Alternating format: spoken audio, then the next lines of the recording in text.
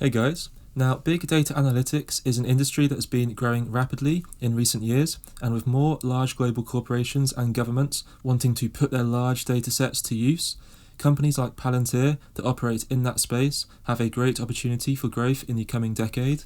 Palantir is a growth stock that has been hit quite hard recently in the general tech and growth stock sell-off, and is now down over 35% from the highs of last month. It is also quite a popular stock, with many retail investors already holding Palantir stock or potentially looking to buy on the recent dip. Therefore, I thought I would take a closer look at the company and give my own thoughts on the stock. I will be taking a closer look at who Palantir are and what their products do, examples of some of their big clients and contracts currently in place, their financials, future growth opportunities for them, as well as any risks or concerns that I do have. If you do enjoy this video and find it useful, I'd really appreciate it if you left a like on the video, as that does help out a lot. Also be sure to subscribe if you'd like to see similar videos to this in the future. But apart from that, let's get right into it. So firstly, about Palantir and their products. So Palantir are a software company that specialise in big data analytics, allowing organisations to integrate their data, their decisions and their operations into one platform. Palantir are focused on creating the world's best user experience for working with data, one that empowers people to ask and answer complex questions without requiring them to actually master technical skills like coding or statistical modelling. And this is why Palantir have built platforms designed to integrate, manage and secure data, while also layering applications to allow for fully interactive, human-driven analysis. And as of right now, Palantir have three main products called Gotham, Foundry and Apollo, and I'll go into a bit more detail on all of these in the next slide. So firstly, Gotham. This is used to integrate, manage, secure and analyse enterprise data. It integrates and transforms data, regardless of the type or volume, into a single, coherent data asset and creates relationships to connect the data together. This way, collaborators can grow a body of shared intelligence for their organisation and can easily identify connections and patterns from the data they have in order to make the best decisions for the company. And then Foundry enables users to source, connect and transform data into any shape they desire on a platform that is open and interoperable in order to carry out data transformation. And this product does enable very high level and highly technical data analysis. And then Apollo is the continuous delivery software that powers Palantir's software as a service platforms, Gotham and Foundry, in the public cloud and beyond. Apollo puts Palantir's latest features in the hands of their customers straight away by delivering continuous automated updates without disrupting operations.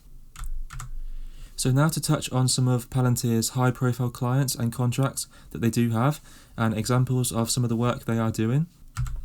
So Palantir have been working closely with the US government and have secured several high-profile contracts with US government departments.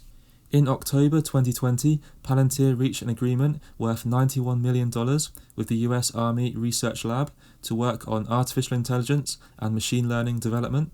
In December of 2019, the US Army selected Palantir for a $458 million production agreement to power Army Vantage, which is a comprehensive data analytics platform. This contract was for 1 year, plus an optional 3 years on top of that. And then in December of 2020, it was announced that the US Army opted to execute the second year of this partnership with Palantir, which is definitely very encouraging to see. Palantir also have some big contracts with massive global companies. This includes partnering with BP to accelerate their energy transition to net zero emissions in a multi-year, multi-million-dollar deal. They are also working with 3M to build a dynamic supply chain in a multi-million-dollar deal with them. And then they are also working with Rio Tinto, who are one of the world's leading mining and metals corporations in the world, in a multi-year enterprise agreement for its Foundry platform. They are also working closely with the UK National Health Service in a 2-year contract worth up to $31.5 million for their Foundry platform. This will help the NHS to have a better understanding of CV-19 and the spread associated with it. It will also ensure critical equipment is supplied to facilities that do need it the most, and to divert patients and service users effectively to facilities that are best able to care for them. This is definitely very encouraging to see because it shows that Palantir have some good geographical diversification within their business and their contracts and are on good terms with both the US and UK government. This is also a great advantage to have over rival data companies when future government contracts are considered. So now to take a look at Palantir's financials. So 2020 was a great year for Palantir, which saw their total revenue grow to $1.09 billion, up a massive 47% from their $743 million that they achieved in 2019. And then specifically for Q4 of 2020, the revenue was $322 million, which is a 40% increase on the $229 million, which was achieved in Q4 last year. Average revenue per customer increased by 41% in 2020 and is now at $7.9 million per customer. This is great to see because it suggests that Palantir customers are very happy with the service they are receiving, so much so that they are willing to expand their contract and give more work to Palantir. Now, as I touched on earlier, Palantir are dealing with corporations as well as governments, and in terms of revenue breakdown, Palantir is not overly reliant on commercial or government revenue, with both being fairly even. Government revenue for 2020 was $610 million, a 77% growth compared to 2019, making about 56% of their total revenue for the year. Meanwhile, commercial revenue for 2020 was $482 million, a 22% growth compared to 2019, making up about 44% of their total revenue for the year. So it's clear that 2020 saw bigger growth in the government-sourced revenue side of the business. However, as of right now, the balance between the two sectors is pretty much even. Adjusted gross margin for 2020 also saw impressive growth, reaching 81% compared to the 71% achieved in 2019, while 2020 operating income reached $190 million, a significant improvement on the $334 million loss that they achieved in 2019. So Palantir's current market cap is around $44 billion, giving them a price to sales ratio of about 40. They are also currently not profitable, making a net loss at the moment. So it's clear that the company have quite a healthy valuation at the moment. However, they are growing at a fast rate, which is why investors are willing to pay these sort of premiums for the company. So now to look further ahead at the future growth and potential that Palantir do have. So Palantir have a 5-year outlook to hit $4 billion in revenue or more by the year 2025. Now this would be a growth of 4 times or 400% their 2020 revenue. If this is achieved, this would be a compound annual growth rate of 29.6% for their revenue. The fact that Palantir offers the best-in-class intelligence software and has a good relationship with the US government makes me extremely bullish on the stock in the long term. It's clear that the US government defense sector are happy with the service that Palantir are offering them as of right now, as they have been continuously increasing the amount of projects that they are working with Palantir for.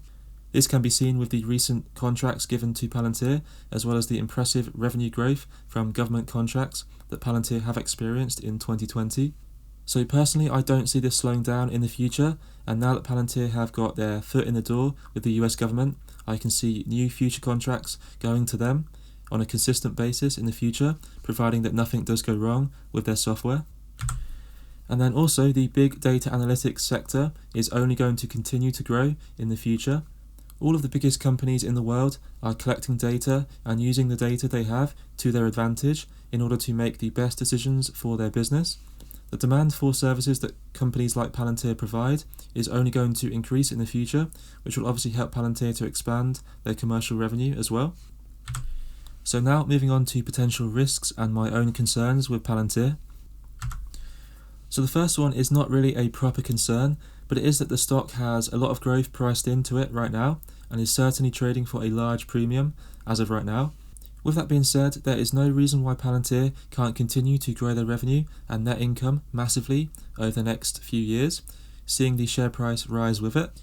It's just worth bearing in mind that if Palantir are to come across some issues within their business or their revenue is to start to fall off potentially in the future, we could see a significant drop in the price of the stock. Additionally, being a tech growth stock, Palantir suffers when there is a broad market sell-off in risk-on stocks. There is therefore potential for short-term pain if there is a continued tech stock sell-off in the market. However, this would provide investors with a great buying opportunity if you believe in the company long-term. My only other concern with Palantir is that they are reliant on government contracts for a significant portion of their revenue, as we saw in the earlier breakdown, and this is especially the case with US-based government bodies like the defence and army sectors. Now, if something goes wrong with Palantir's software, which causes a major security breach, trust is likely to break down between the two parties, and obviously this could lead to a significant loss in revenue from government contracts if this is to happen. Now, I believe that this is obviously quite unlikely to happen, but it is something that is worth bearing in mind before you invest in this company. So what are my final thoughts? Firstly, I'd just like to say that this video is for purely entertainment purposes only. I am not a financial advisor, and this is not financial advice, so make sure you do your own research before you think about buying a stock. With that being said, I definitely do quite like Palantir, and I am pretty bullish on them in the long term. I really like that they are partnering with the US government for a lot of their contracts, and this is very encouraging to see for me because it shows that their actual product and the quality of the service they're providing is very high. I recently, last week, picked up a small amount of Palantir to start off my position, and I'll think about adding more to that in the future depending on the price action within the stock. So that is all for today's video, guys. Please be sure to leave a like if you did enjoy it, as that does help out a lot. Be sure to subscribe if you'd like to see similar videos to this in the future. Also, drop me a comment, let me know what your thoughts are on Palantir. And apart from that, guys, thanks a lot for watching.